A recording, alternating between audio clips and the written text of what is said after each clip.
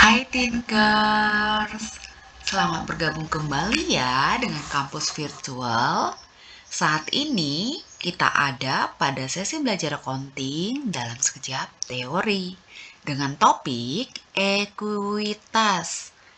Tinkers tentu masih ingat kan ya dengan persamaan akuntansi pada video sebelumnya? Untuk yang belum nonton video dengan topik panduan dasar akuntansi, silakan klik link yang Missy sajikan di description ya. Tinkers bisa lihat berikut Missy capture persamaan akuntansi dari video sebelumnya. Dari persamaan akuntansi saja dapat langsung kita definisikan bahwa ekuitas merupakan nilai keseluruhan aset dikurangi dengan keseluruhan kewajiban. Terlihat mudah dan sederhana kan ya? Tetapi, pembahasan ekuitas akan cenderung lebih kompleks ketika Tinkers memasuki praktik di pasar modal, terutama saat IPO atau penawaran umum saham perdana. Kita dituntut untuk taat pada standar pelaporan keuangan yang berlaku. Misalnya, di Indonesia, kita harus mengacu pada PSAK. Dan laporan yang disajikan juga diharapkan dapat memberikan informasi yang berguna, khususnya terkait perubahan ekuitas perusahaan hingga jangka panjang. Baiklah, sebelumnya Missy juga ingin memastikan bahwa Tinkers paham bahwa detail struktur ekuitas sangat dipengaruhi oleh karakteristik masing-masing organisasi bisnis. Saat ini, Missy akan lebih berfokus pada penjelasan dari sisi ekuitasnya. Untuk karakteristik dari bentuk organisasi, Missy sudah sajikan video terpisah yang linknya juga telah Missy sajikan pada description ya. Kita lanjut. Persamaan ketiga bentuk organisasi tersebut adalah komponen kunci ekuitasnya, yaitu sama-sama terdiri dari modal kontribusi dan modal yang diperoleh, di mana ekuitas dalam perusahaan tertentu dimulai dari garis bawahi dimulai dari setoran modal awal oleh pemilik atau pendiri atau disebut dengan modal kontribusi dan bertambah melalui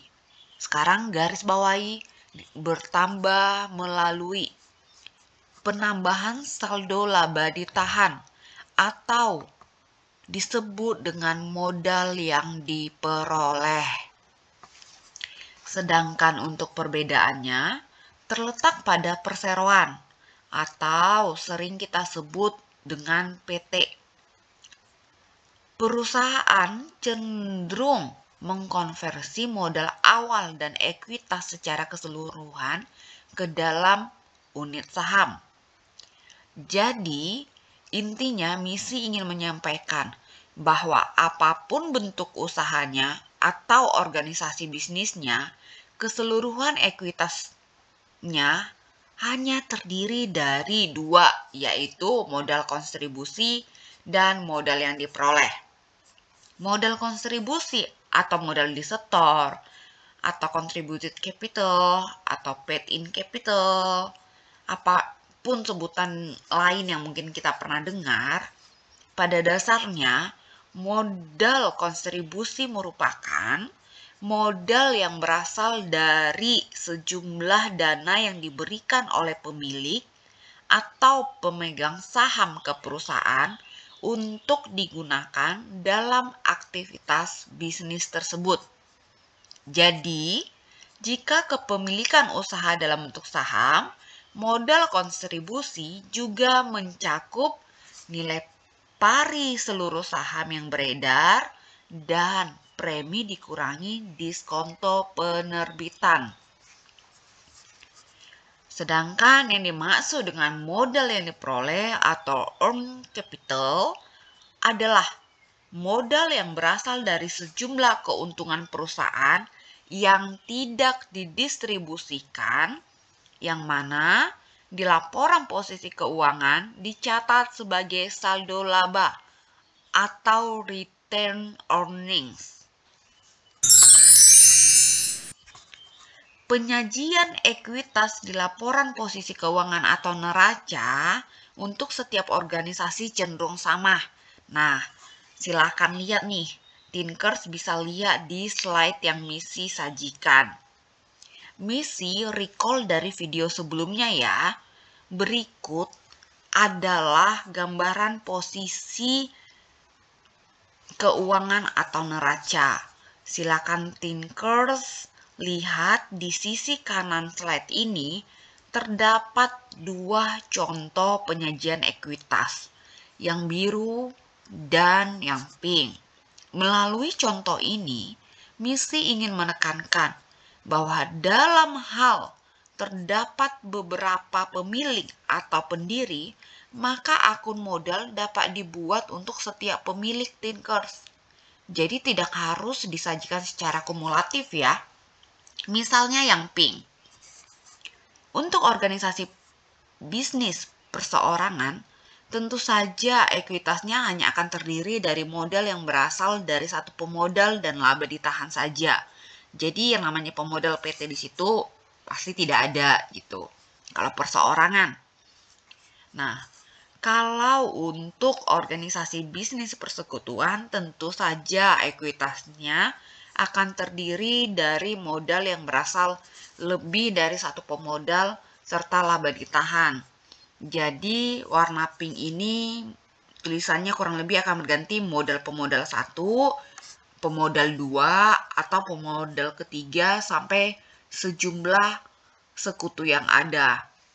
Untuk laba yang ditahan akan tetap tersajikan juga. Sedangkan untuk perseroan, sebagaimana yang ada contohnya nih, yang Missy sajikan di slide ini, tulisan warna pink, tentu ekuitasnya akan terdiri dari modal yang berasal dari para pemodal dan laba yang ditahan.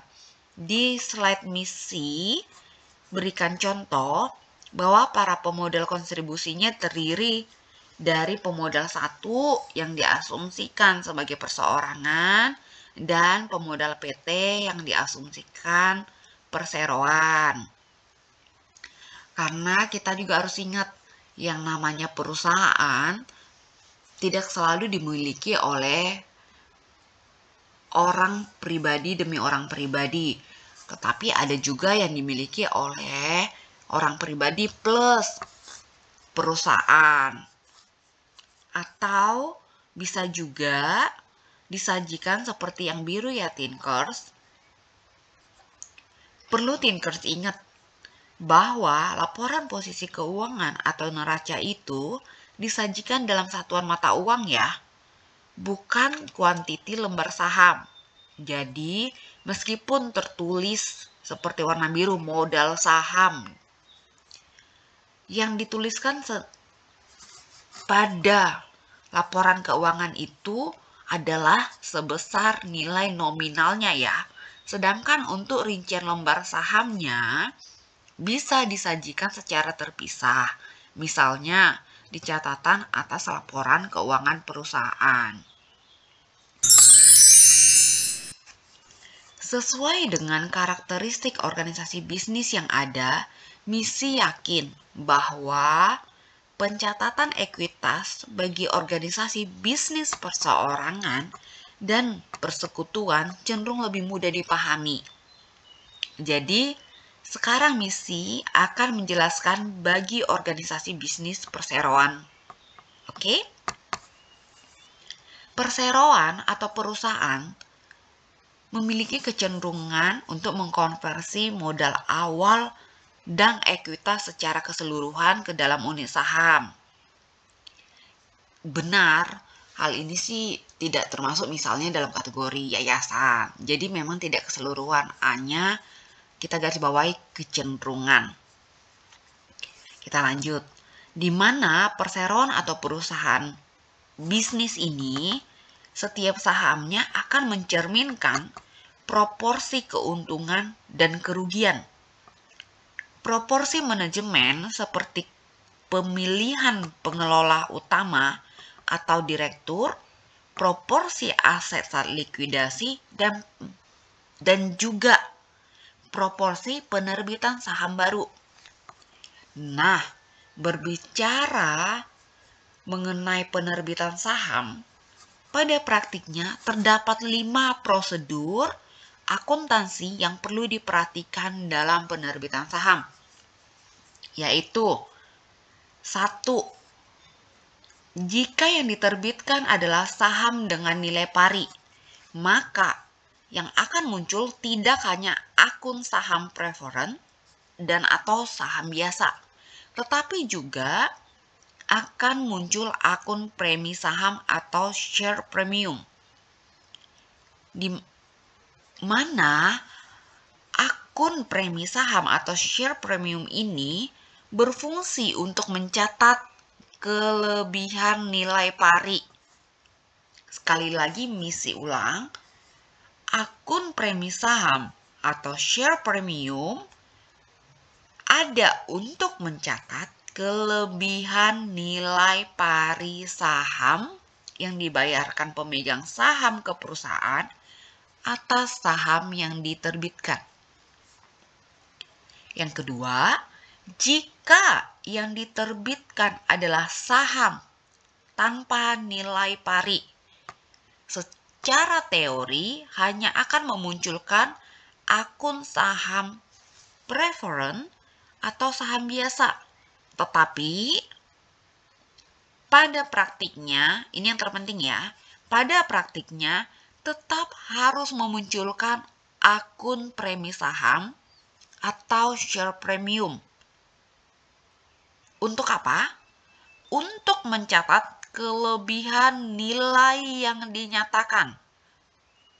Garis bawahi ya thinkers, untuk mencatat kelebihan nilai yang dinyatakan atau stated value atas saham yang dibayarkan pemegang saham ke perusahaan atas saham yang diterbitkan. Oke. Yang ketiga, jika yang diterbitkan adalah saham dalam kombinasi dengan efek lain atau sering disebut penerbitan saham dengan metode penjualan lamsam, perusahaan hanya boleh menggunakan 2 metode pengalokasian, yaitu metode proporsional atau metode inkremental. Metode proporsional ini adalah metode di mana perusahaan diharuskan mengetahui nilai wajar seluruh efek yang dijual. Jadi tidak hanya mengetahui nilai sahamnya, tapi keseluruhan efek yang ditransaksikan. Berbeda dengan metode inkremental yang memungkinkan perusahaan cukup hanya mengetahui nilai wajar hanya atas satu atau sebagian efek saja. Atau bahkan perusahaan dapat menggunakan penilaian para ahli seperti jasa penilai. Jadi kurang lebih prosesnya bisa seperti revaluasi ya thinkers. Yang keempat, jika yang diterbitkan oleh perusahaan adalah saham dalam transaksi non-cash, maka perusahaan cenderung disyaratkan untuk mencatat sesuai nilai wajar jasa aset properti non-cash atau minimal sesuai harga wajar saham. Intinya, diharapkan transaksi yang terjadi merupakan pertukaran yang wajar atau arm's length. Jika tidak akan disertai munculnya isu saham yang digoreng atau water shares. Tentunya ini sangat dihindari sih oleh para pemegang saham atau investor. Nah, selain keempat prosedur di atas yang bergantung pada jenis saham yang diterbitkan oleh perusahaan, terdapat poin penting lainnya yang perlu diperhatikan, terlepas jenis saham apa yang diterbitkan, yaitu di slide ini mesti sajikan pada poin terakhir atau poin kelima, yaitu perihal biaya penerbitan saham. Biaya penerbitan saham disebut juga atau akan dikategorikan sebagai biaya pendanaan Tinkers. Biaya pendanaan ini meliputi keseluruhan biaya langsung yang dikeluarkan guna penerbitan atau penjualan saham, seperti biaya underwriting, biaya akuntansi dan hukum, biaya percetakan, dan biaya pajak. Di mana biaya pendanaan ini akan didebet mengurangi jumlah kas atau bank yang dicatat atas pembayaran saham. Jika perusahaan terdiri dari sistem saham, maka cenderung akan menerapkan dua kelas kepemilikan saham Tinkers.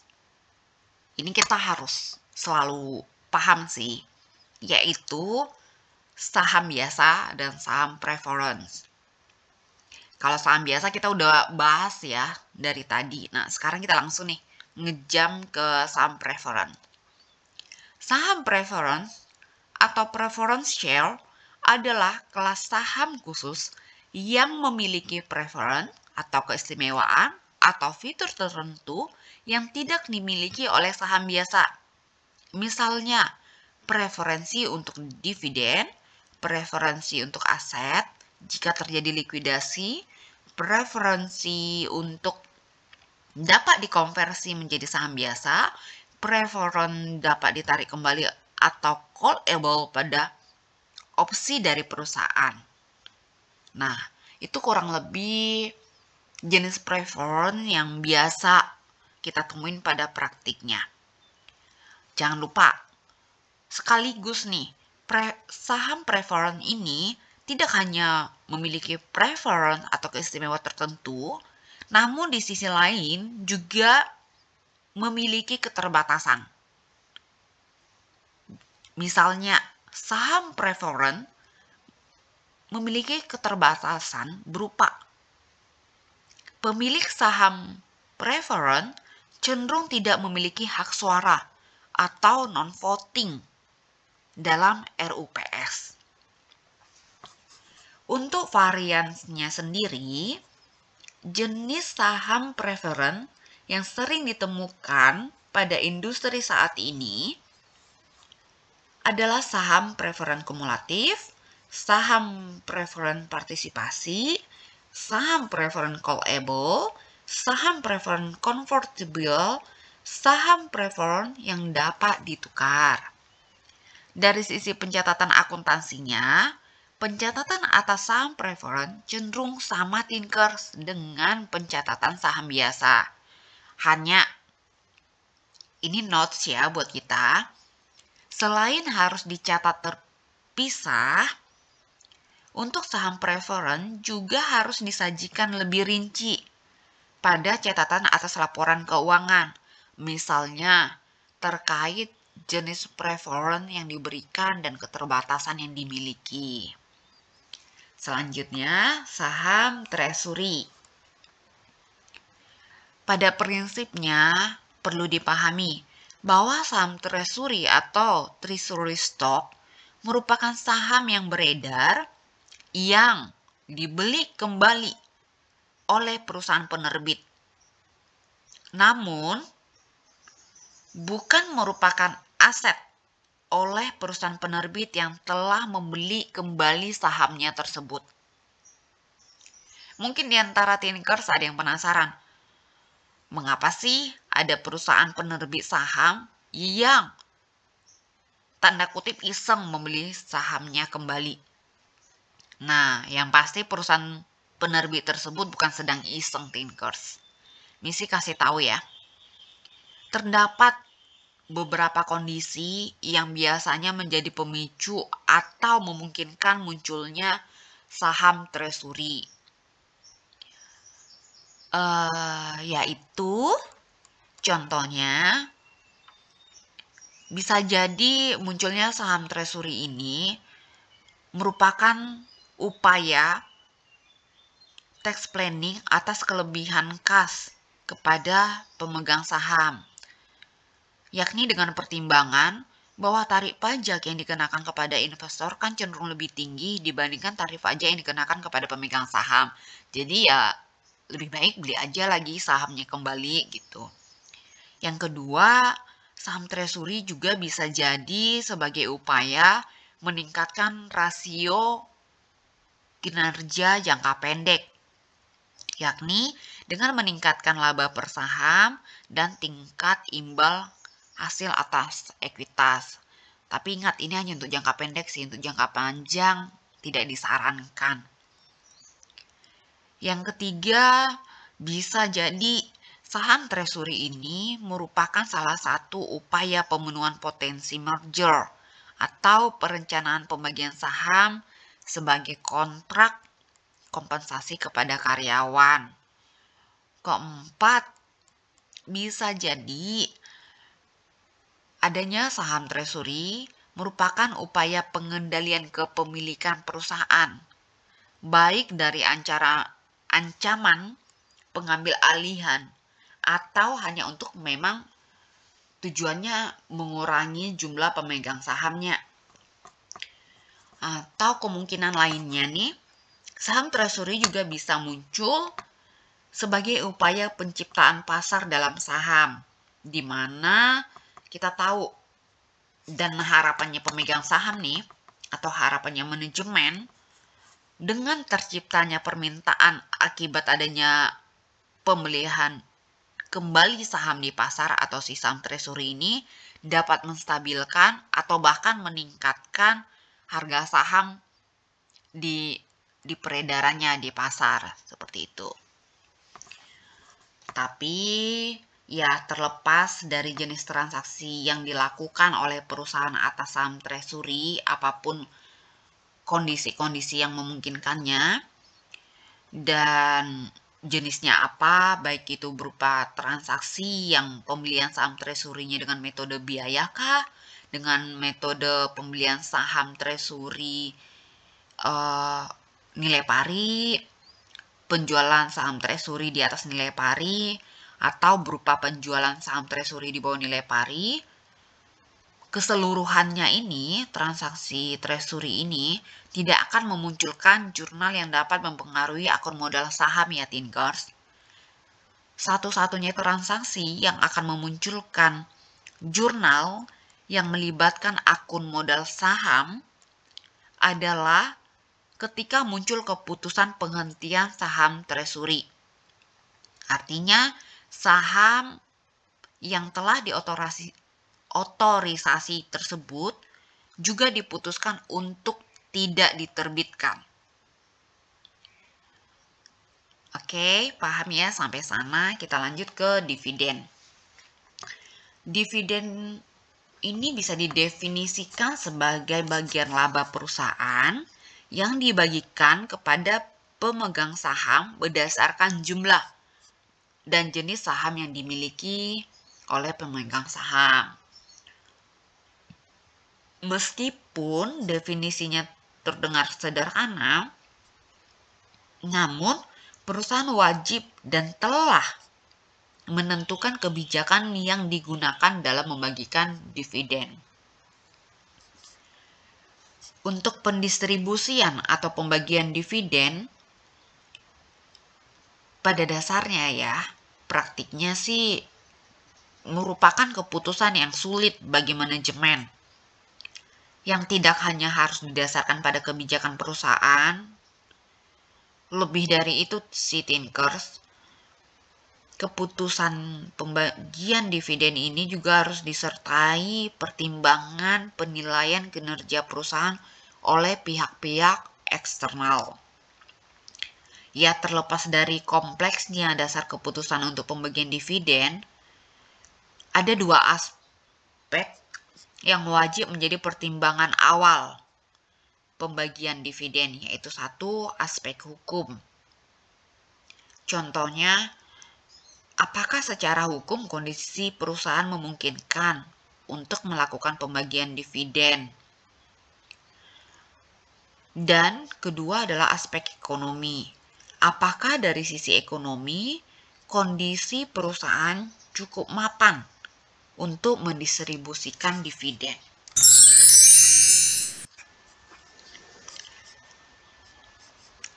Nah, sekarang kita lanjut ke berbagai bentuk atau jenis distribusi dividen. Secara teori, terdapat 5 jenis dividen yang praktis untuk diputuskan dalam RUPS sebagai bentuk distribusi dividen, yaitu dividen tunai, dividen properti, dividen likuidasi, dividen saham, dan dividen utang atau scrip. Tapi pada praktiknya, dividen tunai hampir menjadi satu-satunya jenis dividen yang dipilih, kecuali saat penutupan atau penghentian bisnis, yang tentu menerapkan dividen likuidasi. Hal ini disebabkan adanya aspek hukum yang harus ditaati oleh perusahaan dan upaya efisiensi yang harus menjadi pertimbangan perusahaan. Misalnya, pembagian dividen properti dapat dilakukan dan cenderung harus mengeluarkan biaya yang jauh lebih tinggi dikarenakan wajib melalui tahapan revaluasi KJPP. Nah, jadi ya kalau bisa mengeluarkan cost atau biaya yang lebih rendah melalui dividen tunai, kenapa perusahaan harus mengeluarkan cost yang lebih tinggi ketika memilih dividen properti? Jadi pertimbangan biaya itu juga termasuk salah satunya.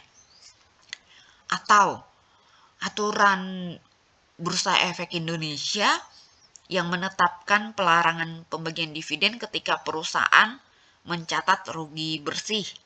Jadi ya, kenapa harus menerapkan dividen likuidasi yang akan menimbulkan konsekuensi negatif kalau memang bisa menunggu atau menantikan saat pembagian dividen tunai? Terlepas dari jenis dividen yang dipilih, pada praktiknya distribusi dividen akan selalu melalui tahap pengumuman, tahap pencatatan, dan tahap pembayaran atau distribusi atau penyerahan. Dan dari sisi akuntansi akan melakukan bagiannya. Jadi bagian akuntansi ini ya menjurnal. Kapan waktunya menjurnal? Penjurnalan akan dilakukan pada tanggal pengumuman, yaitu jurnalnya saldo laba pada utang dividen. Nah, pada tanggal pembayaran, jurnalnya utang dividen pada alat bayar sesuai dengan jenis dividen. Nah, kalau tadi kita bilang majority-nya adalah pembayaran dengan metode dividen tunai, maka pada saat pembayaran atau distribusi penyerahan, jurnalnya adalah utang dividen pada kas atau biasanya pada bank gitu, karena kan biasanya transfer ya. Akuntansi untuk dividen saham kecil dan saham besar dan pemecahan saham, kita sebelum ke sana ya, kita perlu tekankan juga nih, maksudnya kita perlu yakinkan diri kita bahwasanya transaksi pemecahan saham tidak memerlukan jurnal akuntansi. Ini yang benarnya. Namun harus tetap tercatat pada pelaporan keuangan, selain laporan keuangan, dan catatan atas laporan keuangan. Pada praktik yang ada, Thinkers, bisnis selalu mencatat bahwa saldo laba itu cenderung meningkat dan memiliki batasan retensi. Jadi ada jumlah tertentu yang dianggap sebagai jumlah maksimal saldo laba ditahan. Nah, ketika mencapai jumlah tertentu ini, saldo laba dipandang akan lebih produktif untuk dikonversi. Biasanya sih yang akan diubah atau akan dikonversi itu menjadi saham, di mana prosesnya sendiri dapat melalui distribusi dividen saham yang tidak menurunkan nilai pari saham, atau pemecahan saham yang cenderung sejalan dengan penurunan nilai pari saham. Tuh. Oke, kita selanjutnya ke bagian penyajian dan analisis ekuitas. Selain menyajikan akun modal saham, premi saham, dan saldo laba sebagai komponen ekuitas di laporan posisi keuangan, perusahaan juga wajib menyajikan laporan perubahan ekuitas. Gunanya apa? Laporan perubahan ekuitas ini berguna untuk menunjukkan laba rugi komprehensif pada periode bersangkutan. Juga menunjukkan perubahan setiap komponen ekuitas dan juga menunjukkan penerapan retrospektif oleh perusahaan.